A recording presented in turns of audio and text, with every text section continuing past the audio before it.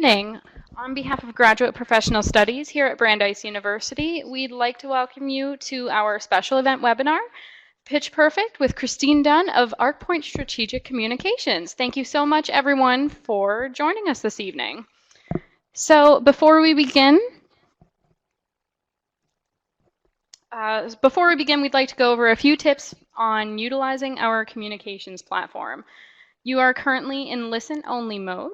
You can raise your hand or send an emoticon using the icon at the top left of your screen. The picture on the screen shows an example of how this is done. I'd like everyone to send a brief note through the chat box to confirm that you can hear me.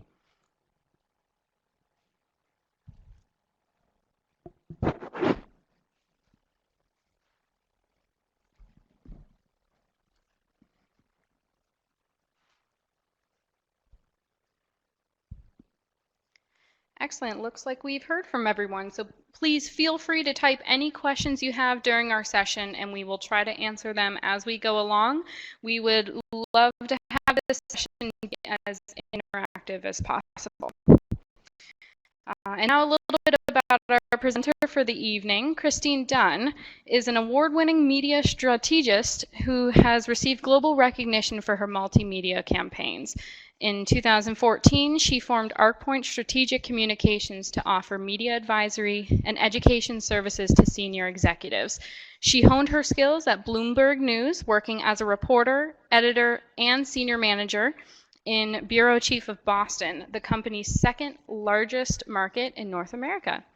Christine also serves on the executive committee of Tufts University's Entrepreneurship and Leadership Program Advisory Board. And now, Christine, I'd like to hand it over to you. Thank you so much for being here this evening. Thank you, Lindsay. I really appreciate it. And I just want to say welcome to all of you.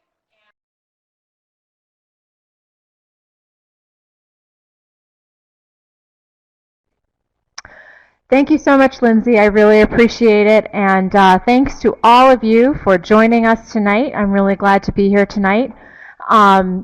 Pitch Perfect is designed to be an interactive presentation. So I'd like to ask all of you to please make sure that you jump right in. We're watching the chat box so that we can watch for your questions.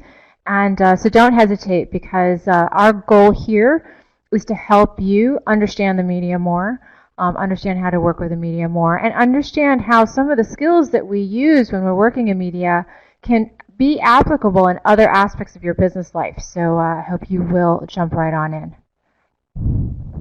Okay, so ArcPoint, as Lindsay mentioned, is a strategic communications company. And what does that mean exactly? You know, when a lot of people come to us to help them with their media and marketing programs, a lot of it is about, how do I get into a certain publication? How do I get into the Wall Street Journal? How do I get into the New York Times? How do I get into the Financial Times?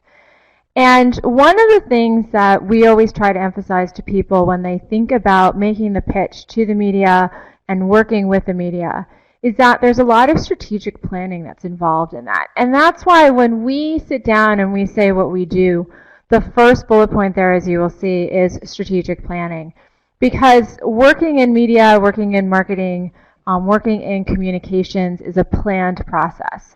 And just like you're strategic about how you finance your business, about your operations, about your human resources, you need to be strategic about your communications too.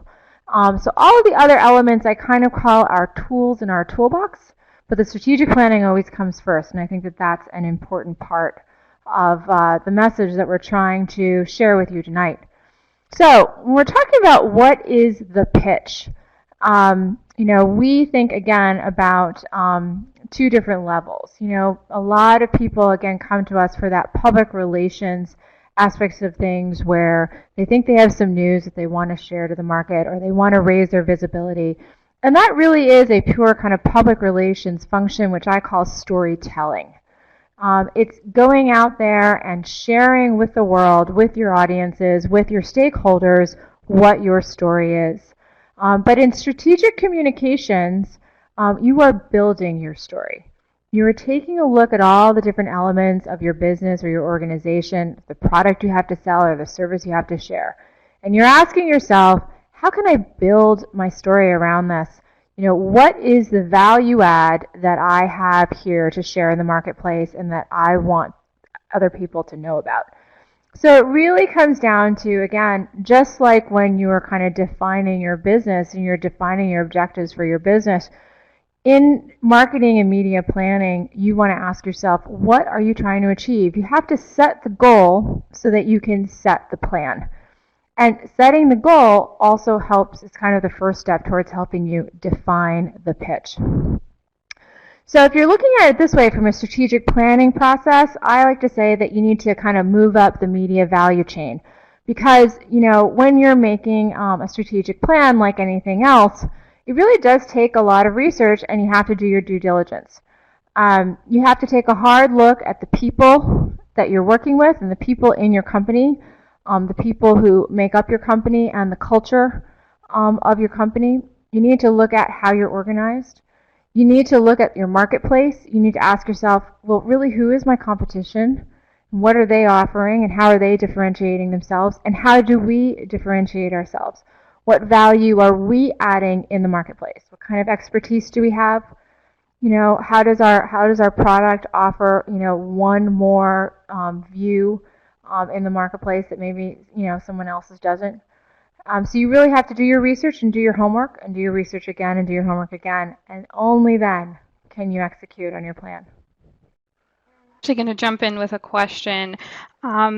Maybe, say for example, you're working in a startup company and you're not really sure who your competition is. How would you kind of go about doing the research and trying to figure out exactly who your competition is, what, I don't know. Well, like any kind of market analysis for, any company, you need to take a look and say, okay, well, where does my product or my service fit in that market, right? So if you're making some kind of consumer good, then you're going to want to go and look at the landscape of consumer goods out there. Google's a great place to start. And what I always say when you're doing your competitive analysis, a lot of people look at it in terms of the numbers and the market share and the buyers and all that, the supply and demand. But you can also do kind of a competitive analysis of the media as well. One of the projects that we worked on was about a product launch for a company that had been around for a while. But they were overseas. They had not really penetrated the U.S. market. They really had more of a European base and a very, very B2B base. And they discovered that in focusing on that market and on the B2B space, they had kind of missed the entry point of going into the U.S. market in the B2C space. And so when they came to us, they said, how do we do this? How do we feel that, we're really differentiated. We've been around twice as long as everybody else in this space. We feel like we've really pioneered it. But how do we go about and kind of transform the way we approach the market so we can be more of a B2C play and kind of, delve into the U.S. market? So what we did is we took a look at the competition that existed and that had grown over the last, previous few years. And we looked at how and when they launched their products, where they launched their products, what kinds of features played well in the media, which outlets would pick up on it, and we created a launch plan based on that kind of product launch analysis. And so we went to them and we said, all right, well, here are all the kinds of features that have played well in the consumer press. These are the things that they're picking up on, and when you look at your product, kind of not there. Got to think about a product revamp because your product just isn't cool enough. And if you want to launch it and you want to get the biggest, tail for your, biggest bang for your buck and the longest tail, you kind of have to think about the, media cycle, consumer cycle, really big push towards Q4 when the holiday season kicks in. So that means you've got to launch and be ready to launch at this one major show in January in order to get yourself enough momentum to hit that Q4 market running. And basically, in analyzing the media and in analyzing how their competition had launched in the media, we were also able to help them with their product plan. And it was kind of a very different way for them to look at it because, I mean, they knew their business better than us. They knew what they could offer better than us. They knew the capabilities they had, but we had given them some competitive information using the media analysis that they didn't have. And so from that, they totally revamped their product line. I give them a lot of credit and added a lot more features.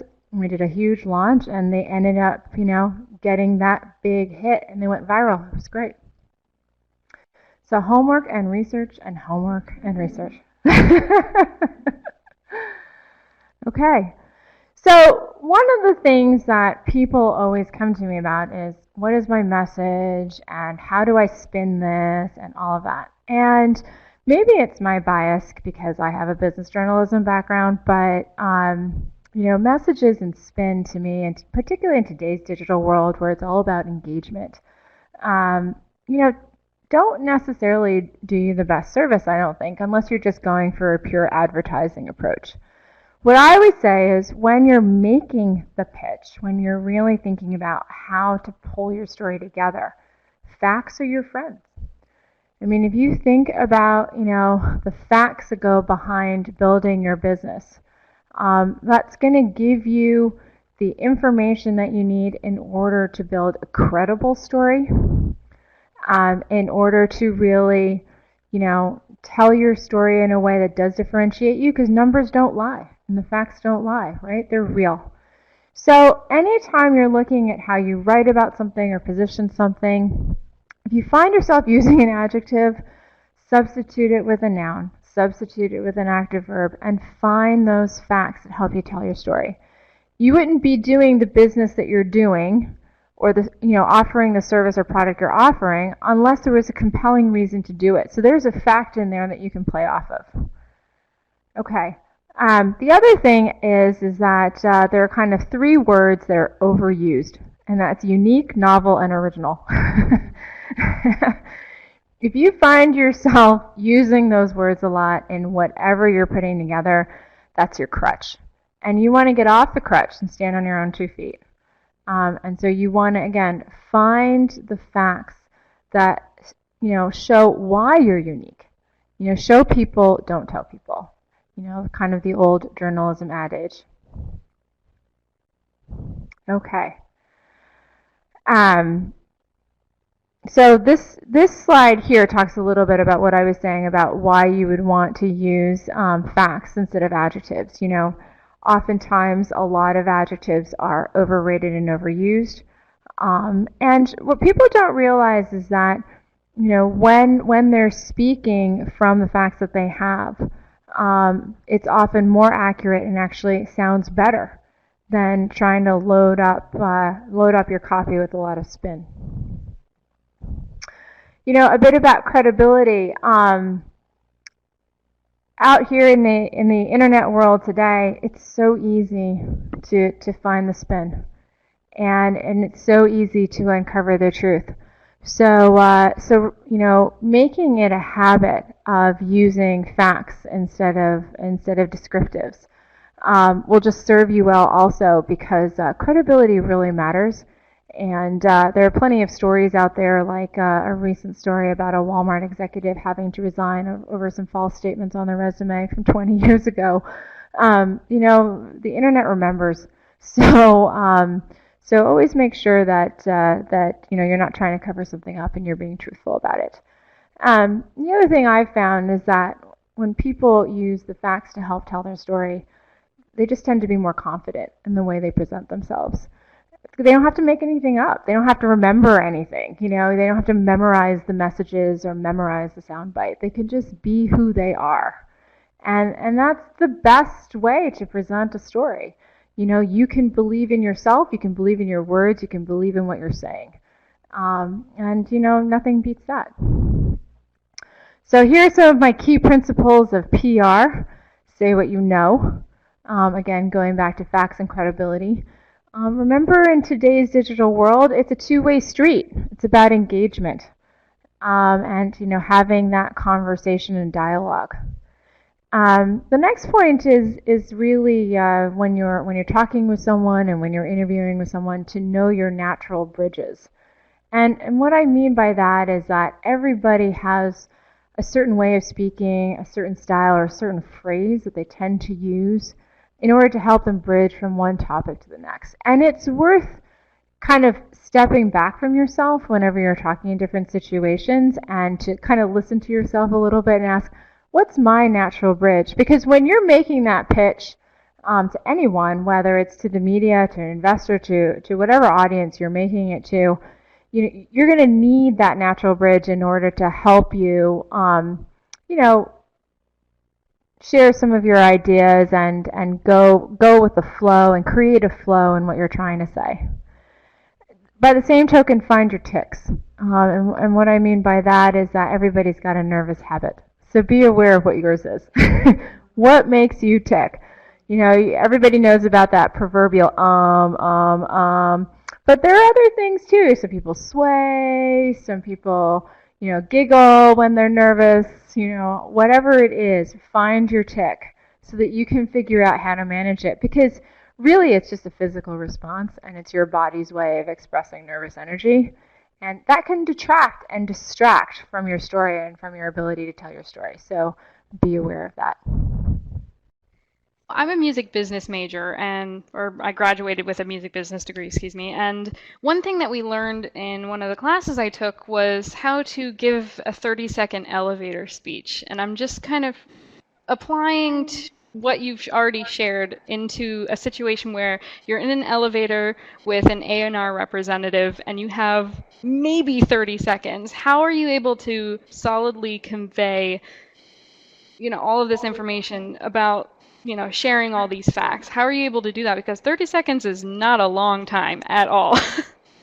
Well, and that is making the pitch in the media too. I mean, that honestly, most of the time you only have about 30 seconds to try to find that one way to catch their attention and differentiate yourself from everybody else. And, I think it does go back to really thinking about what is that one fact or that one aspect that you kind of latch onto and go, this is what makes this really, really different. And finding that key fact.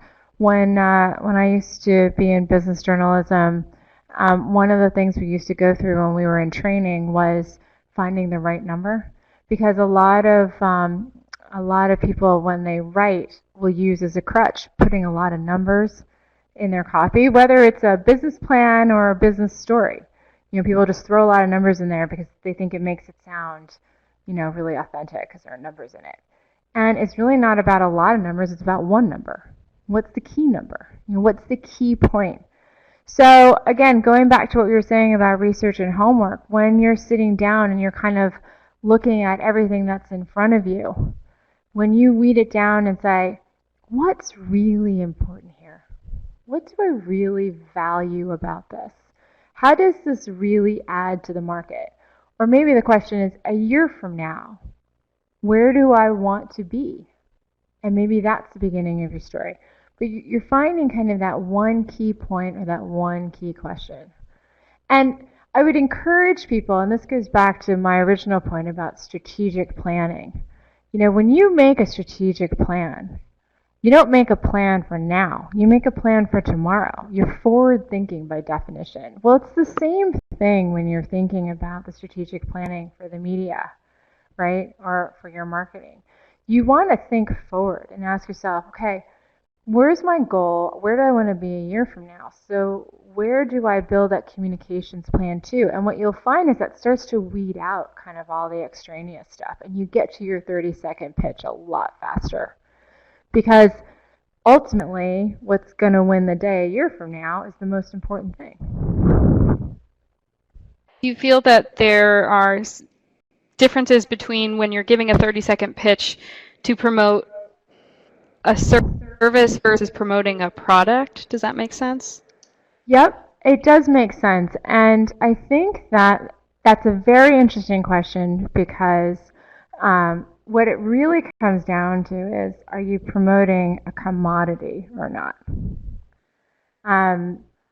If you're producing something that is essentially a commodity, you're really focusing on immediate kind of features in order to differentiate something. And the kind of media and the positioning of it is going to be very different from something that isn't as much a commodity. It tries to differentiate or tries to disrupt a market, right? Something like that, a disruptive kind of technology or product or service, often has a little bit more of what I would call a 360 to the story, because you kind of have your immediate storyline where you're talking about the actual thing, but then why is it disruptive? Well, that points to a need. That might point to a trend. It might point to an issue. It might point to a challenge. And so all of a sudden your storyline kind of shifts a little bit, right? Because, maybe the pitch is the immediate thing, but maybe the pitch is really also, why do you need this? Why is this important? Why should we care?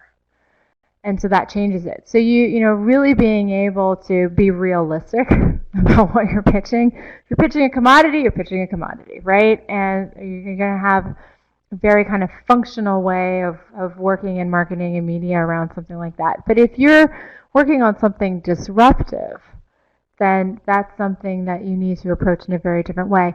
And it's important to recognize that from the start, because a lot of people don't, and they confuse them. And they might have something that's really disruptive and expect to be able to place it as a commodity thing or vice versa. And really being realistic about what you're presenting to the market is important.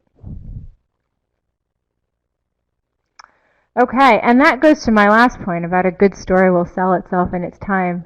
Don't be afraid to take time to build a good one. We live in this society of, I want it now, I want it now. And it doesn't always work that way. A lot of times it takes time, and the reason it takes time is sometimes you have to build the market. In the same way you have to build a product, you have to build the market, you have to build the audience, and sometimes you have to be patient. I often will have people come to me and say, I want to be in the top 5, media outlets available, and I'm like, so does everybody else, right? So what I always try to evaluate is, do they have it? Is this an it kind of story, and is it the kind of story that we think will hit immediately, or do we have to work to get there? And, a lot of times it's work to get there, but you can get there if you're patient. So I think it's, again, really important to be really realistic. But when you have a good story, people always talk about, do you have connections? Do you have this? Do you have that? A good story will sell itself. You don't have to rely on crutches with, connections and stuff like that, because, the good journalists out there know the good stories. And, I have a lot of respect for journalists who work really, really hard to find good original stories. And when you have something, they'll recognize it. So one of the things that helps to kind of frame that discussion, Lindsay, going back to your question about, how do you come up with that 30-second pitch? When you're making your strategic plan, if you're building a business or you're launching a product or you're launching a service, in the same way you have kind of business milestones for growing your business, there are milestones that you can build in around what you think is kind of a hot story, around what you have to offer. And it's really worth trying to identify the business milestones that might end up being the media milestones. Because if you kind of know, how the business is going to track, or, you have a basic sense of, what might be coming up, then you can prepare for that hot story. And there's a ramp up in order to really launch a product or a service or a story, launch a story properly. In the same way you have to prepare all these things to launch a product and a service, you really need to prepare well in order to launch a hot story. You want to make sure that you have your facts straight, and you want to make sure that you're telling your storyline in a way that makes sense to the world, and that you've thought of all the different angles. You want to make sure that you've done your homework on the reporters who might be interested in this, or the media outlets that make sense. You want to ask yourself if there's a geographical element to what you're working on. All of these plans take time. So being able to identify those hot stories for your product or service really matter. It's also really important, as you're recognizing that, to understand all the different types of news stories that exist. There's breaking news, which is, that real-time immediacy. Might be market moving in the business market context. It might just be of, major interest, but those are usually kind of real-time news stories. Then there are the feature stories where, reporters might be trying to identify a trend or kind of go deep in terms of, what they're exploring. And then there's also just a lot of junk out there too. I mean, let's face it. So being able to kind of differentiate is really important. That can also go to branding. You want to make sure that you don't get lumped in the big pile if you're going for, a certain type of brand. And so you want to really be strategic in terms of thinking about, well, what kind of news story is this? Is it a feature story? Is it a brief? Do I just need to get my name in a paper somehow? Do I want to be seen as an expert? Really being able to identify and differentiate. Have you found that if a journalist has a breaking news story, that sometimes they may try to cut corners and not check all the facts as a sense of urgency, just trying to get the story out there because it is breaking? Have you found that maybe sometimes corners get cut with that? I don't think. I mean, if you're working with some of the top quality, top tier outlets, I don't think there's ever an intention of cutting any corners. I think that they really do try to check their facts as best they can. A lot of times they're working with teams of people in order to be able to take a look at things. Like any industry, like any business, you're going to have some people who might cut corners at times. But I think on the whole, a lot of journalists do have a lot of integrity and want to try to get the news out there. I think that sometimes, with the pressure to get things out there, sometimes the reporting can be kind of unidimensional instead of multidimensional in terms of maybe single source instead of multi-source. And so, when you're thinking about who you want to place a story with, you want to kind of take a look and see, well, are they using multiple sources? What's kind of the quality of the reporting that's going into this? Are they transparent when it's only one source? If you're reading a Q&A, you're going to know it's a one-source story, right? Because it's a Q&A, right? And so it's very transparent. And you're kind of relying on the trust out there that, they are actually, reporting in the Q&A what that person had to say. If you're reading a feature, there's a kind of a trust out there that they're talking with multiple sources, and I think for the most part, particularly the experienced journalists really do try to get multiple sources. But inevitably, you have your situations where it's a single source, and that's where on the one hand, from a company's perspective, maybe it's an opportunity to spin. But also keep in mind that it's probably to your benefit to help maintain the integrity of that reporter too. So, giving them the right facts and being really credible about it will only keep that door open for you, right? So it's something to keep in mind as well. And Kara actually had a question about sponsored stories in news outlets. Are they worthwhile? There's definitely a worthwhile function in using those, and I think that in any kind of strategic plan, you should think about them. When you're trying to go for, say, if you're trying to help educate your market on something, for example, being able to sponsor a story and have more control over the content that goes into it can be very advantageous for a company when you're trying to build a position. So yes, I do think that there is absolutely value in sponsored stories in an overall strategic plan. The thing you need to keep in mind when you're using them, it's like anything, it's a tool. So you want to make sure that you're thinking about the balance in your planning between sponsored stories and third-party stories, because ultimately, people are pretty savvy these days. They can tell when it's a sponsored story. Ultimately, it's the third-party stories that are seen as still more objective and therefore carry a little more weight in terms of, not being just the opinion of the company that's, putting it out there. That was a good question because I think it's important. The other thing to think about in terms of a tool when you're making your strategic plan are bylined articles. So that's kind of a hybrid between a pure sponsored story, which often is akin to like an advertorial, and an objective kind of straight news media story. The bylined articles, allow you to be transparent about the fact that it might be the opinion of the author, but does give you an opportunity to kind of share a point of view, and isn't seen as a straight advertorial. So it's a nice way of, again, getting your story out there and getting your content out there.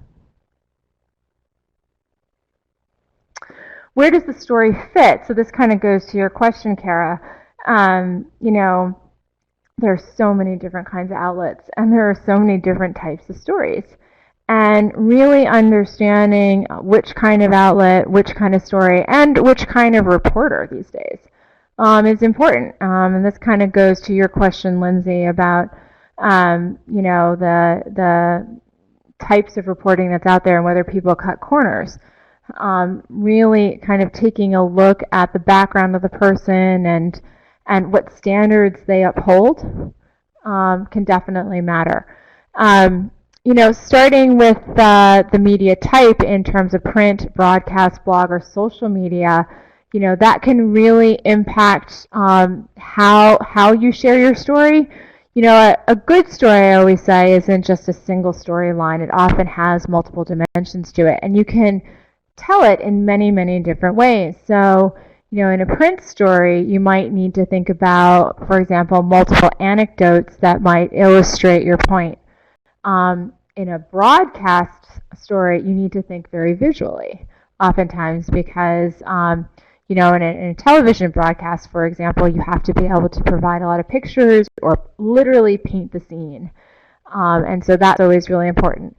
With a blog, it's a much quicker turnaround, often has an angle to it. So you're going to want to think about, okay, well, who's the author of the blog, and, what are the followers, and, how deep did they go with the reporting. So you're going to want to think about positioning on that. And then, of course, then there's social media. When you're thinking about the type of story, understanding the difference between news and a trend story and a blog, again, can impact, the theme that you might use or the facts that you might use in order to support the kind of story that you're trying to place. And then, again, the type of writer can make an impact as well. A lot of full-time reporters are assigned a beat, and so day in and day out they're kind of writing about a certain industry and they kind of develop a certain expertise. A freelance writer might have a beat or might just have kind of a general area of interest and is writing oftentimes for multiple publications, and so they would have a different perspective because they would need to really think about the story in order to try to get placement themselves in one of the publications. So they're thinking strategically about your story while you're thinking strategically about your story. And that presents a lot of different opportunities, but it also kind of opens it up a little bit in terms of, well, what kind of approach and what standards would they be held to and who do they write for? And so you want to kind of be thinking about their body of work and where things might get placed. And then, of course, you have bloggers who, not all of them, but, there are some bloggers out there who, have more of a soundbite approach. Other bloggers who might be very, very highly specialized. I know some bloggers in certain tech industries are very highly specialized in the way they analyze products or services. So again, really understanding the writer and who's behind it and the style is very, very important. So any other questions? We'd love to hear from the audience here.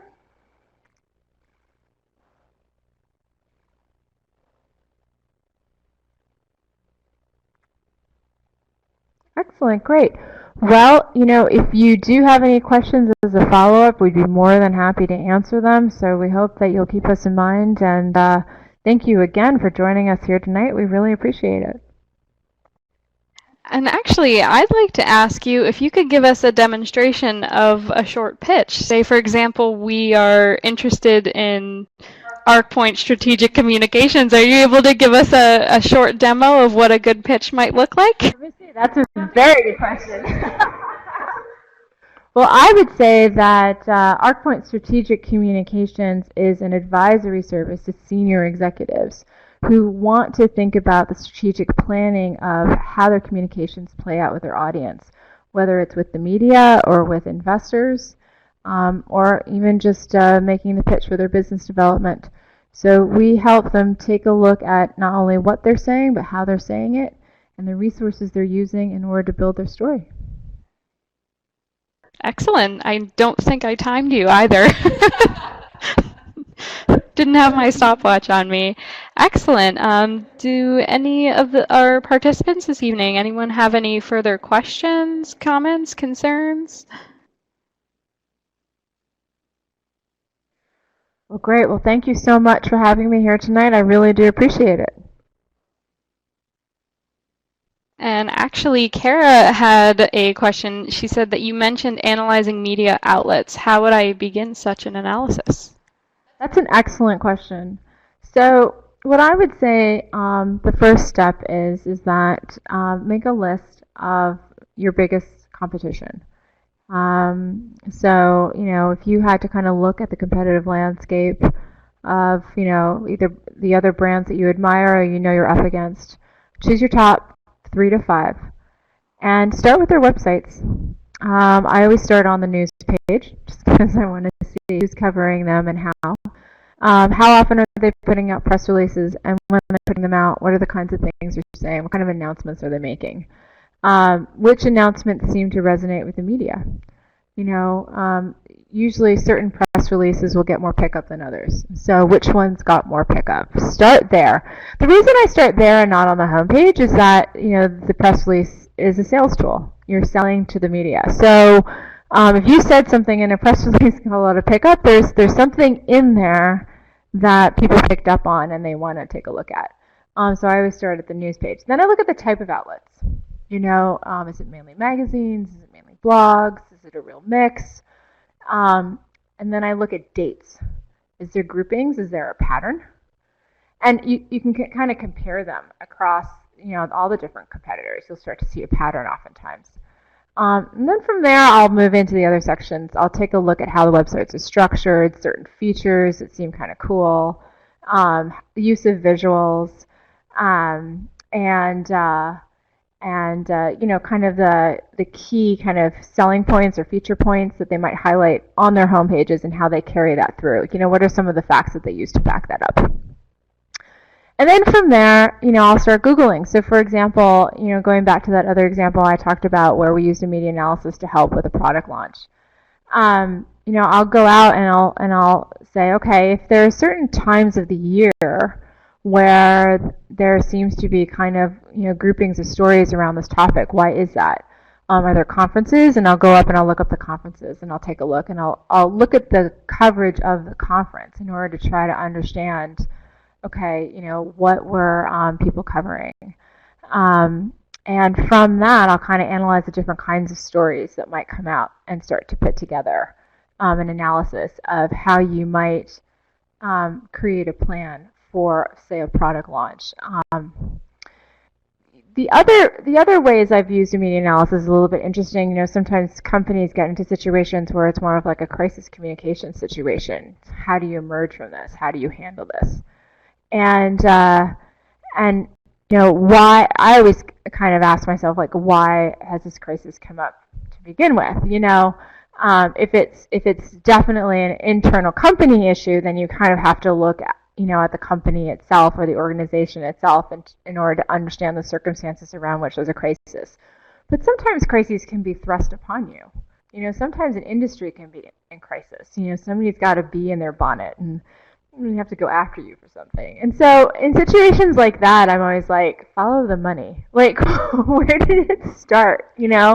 And media analyses are always really interesting because, if it's an industry crisis and you have to think about, how to position yourself in your industry that's in crisis, it's always really interesting to look at the media and to see who's trying to play the media. Is it politicians? Is it business people? Is it industry analysts? Like who? How are they using it? Which media seem to be covering them? And kind of taking a look at the types of stories that might come out.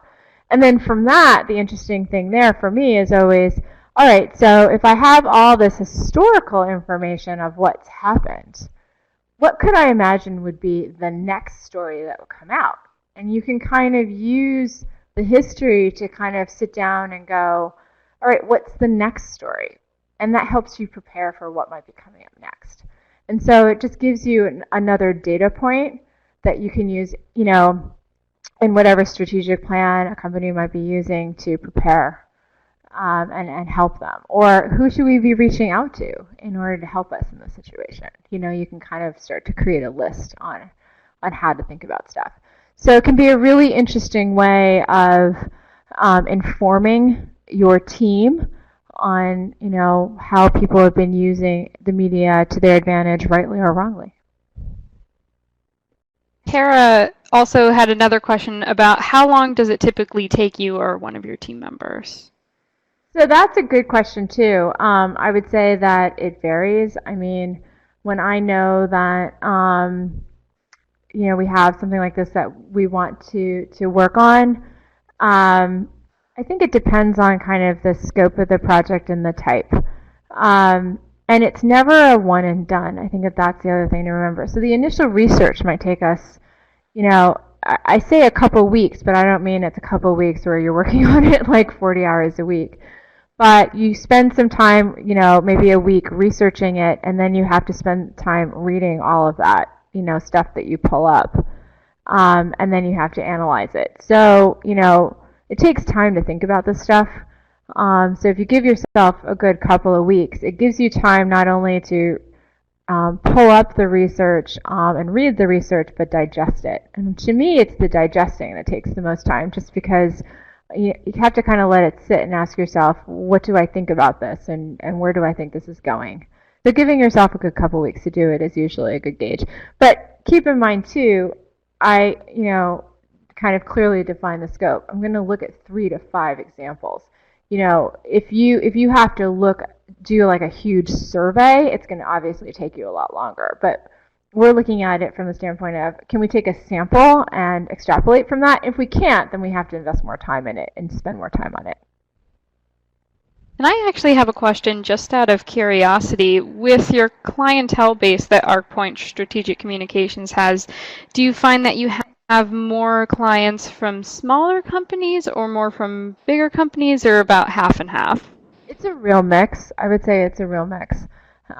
We've worked with companies of all sizes. The startups are always really fun because you really get to kind of help shape things. But the larger companies are fascinating too, because they need help, shaping themselves as well. But you have to do it in kind of a different way. When you get to a certain kind of critical mass, when you're doing your story building, the internal question for a company isn't just, what do I say in a press release or what do I write on a website? When you're a startup, that's really what you're just focused on, right? You're just, okay, how do I get this up, and how do I get the word out, and what's the process for doing that, and what's the story I'm trying to tell? When you're a bigger company, what's fascinating to me is the organizational management of it all, because it becomes a question of not just thinking about what the story is, but how do you mobilize your resources effectively in order to tell it well? Because at that point, you've reached enough of a critical mass. You have to get enough buy-in within your organization itself in order to tell the story well. You're going to have a team of executives who all need to be saying the same thing in order to be consistent. So everybody's got to be on point, and everybody's got to be saying the same thing. You will have people working on social media, and you have to make sure they're communicating things the right way and using social media effectively. The same with the press releases. So there's a whole other kind of organizational management piece when you get to a certain size that I think is very, very interesting. And again, it follows that same kind of strategic curve of how a company grows. So when you're growing a business, when you're going through those stages, again, really, if you're really thinking about communications as a fundamental leg of your business, in the same way that you're building out and grooming your team in finance and human resources and operations and administration, you need to do the same thing with communications, because it can become, either the forgotten stepchild of your strategic operations or a core piece of the backbone behind which, you can count on. Excellent. Thank you. Are there any other questions from the audience? Okay, excellent. So, Christine, a big thank you for joining us this evening. We greatly appreciate it. Everything has been absolutely wonderful. Interesting material this evening. Thank you so much. And for those that like to connect via social media, ArcPoint Strategic Communications has both Twitter and a LinkedIn account. There's more information as well, including an email address, in case if you guys have any further questions. And then also just getting into more about graduate professional studies here at Brandeis University. This is a list of our 10 100% online master's degree programs, which all offer applied skills that can be used directly in the workplace. All programs are 10 courses and 30 credits. This fall, Brandeis GPS has kicked off with 2 new programs. The 2 programs are the Digital Marketing and Design and then the User-Centered Design programs. We are very excited about the rollout with these 2 programs. And also just make sure to connect with us through social media and to subscribe to our blog just to stay up to date on special events like tonight's webinar. We also offer job posting spotlights and networking opportunities like our Connect with GPS event coming up on October 15th.